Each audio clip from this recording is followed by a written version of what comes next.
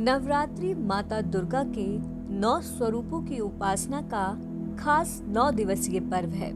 इस पर्व में लोग देवी की पूजा करते हैं और उपवास रखते हैं, लेकिन जो लोग व्रत नहीं रखते हैं वे भी अमूमन सादा खाना ही खाते हैं। इन 9 दिनों में प्याज और लहसुन का सेवन नहीं किया जाता। शास्त्रों के अनुसार नवरात्रि में लहसुन प्याज का सेवन करना वर्जित माना गया है। लेकिन क्या आप जानते हैं कि नवरात्रि में लहसुन प्याज खाने की मनाही क्यों है? आयुर्वेद की बात करें तो आमतौर पर इन दोनों के इस्तेमाल को लेकर मनाही किया जाता है। प्याज को आयुर्वेद तामसिक कहता है तो लहसुन को राजसिक। शास्त्रों में तो सख्त तौर पर ब्राह्मणों को इन दोनों के निषेध के बारे में कहा गया है। शास्त्रों के अनुसार प्याज और लहसुन जैसी सब्जियां जुनून, उत्तेजना और अज्ञानता को बढ़ावा देती हैं, जिससे अध्यात्म के मार्ग पर चलने में बाधा आती है।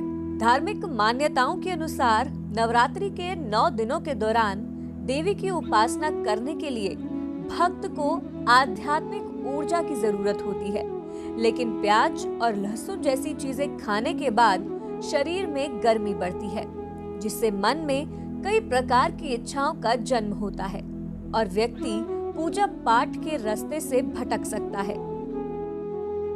इसके अलावा व्रत के समय दिन में सोना भी मना है, लेकिन प्याज लहसुन जैसी चीजें खाने के बाद शरीर में सुस्ती आती है।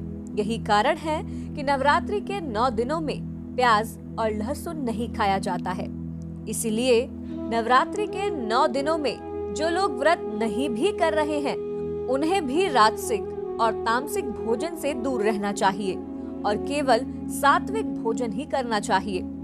प्याज और लहसुन न खाने के पीछे वैज्ञानिक कारण भी जुड़े हैं। वैज्ञानिकों के अनुसार मौसम बदलने के कारण व्यक्ति की इम्यूनिटी कमजोर होने लगती है और नवरात्रि मौसम में परिवर्तन के दौरान ही आते हैं। ऐसे में इस मौसम में सात्विक भोजन करने से डाइजेशन सही रहता है और शरीर के टॉक्सिन्स शरीर से बाहर आ जाते हैं। वहीं हमारे पौराणिक ग्रंथों के अनुसार प्याज और लहसुन ना खाने के पीछे सबसे प्रसिद्ध कथा राहु और केतु से जुड़ी है। कथा अनुसार समुद्र मंथन से निकले अमृत को मोहिनी रूप धरे भगवान विष्णु जब देवताओं में बांट रहे थे, तभी वहां एक दानव भी आकर बैठ गया। भगवान ने उसे भी देवता समझकर अमृत की बूंदें दे दी, लेकिन तभी सूर्य और चंद्रमा ने उस दानव को बैठते हुए देख लिया था। लेकिन जब तक वह भगवान विष्णु को बताते तब तक वह अमृत की बूंदें उस दानव को दे चुके थे। जैसे ही भगवान विष्णु को ये बात ज्ञात हुई, उन्होंने तुरंत उस दानव का सिर धड़ से अलग कर दिया। उस दानव के सिर और धड़ से अमृत की कुछ बूंदें जमीन पर गिर गई, जिनसे प्याज और लहसुन उपजे। क्योंकि ये दोनों सब्जियां अमृत की बूंदों से उपजी हैं, इसीलिए ये बीमारियों और रोगाणुओं को नष्ट करने में अमृत समान होती हैं। लेकिन राक्षसों के मुख से होकर गिरी हैं, इसलिए इनमें तेज गंध होती है और इन्हें अपवित्र माना जाता है। इसी कारण इन्हें भगवान के भोग में भी इस्तेमाल नहीं किया जाता।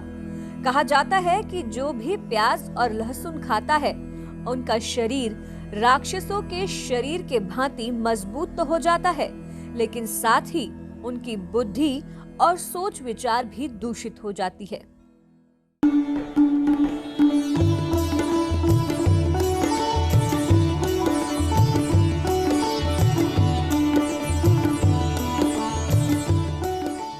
आप हमारे संतवाणी चैनल को सब्सक्राइब करें, वीडियो को लाइक करें, शेयर करें और हाँ, बेल आइकन पर क्लिक करना बिल्कुल ना भूलें, ताकि हमारी किसी भी वीडियो की सूचना सबसे पहले आपको मिले।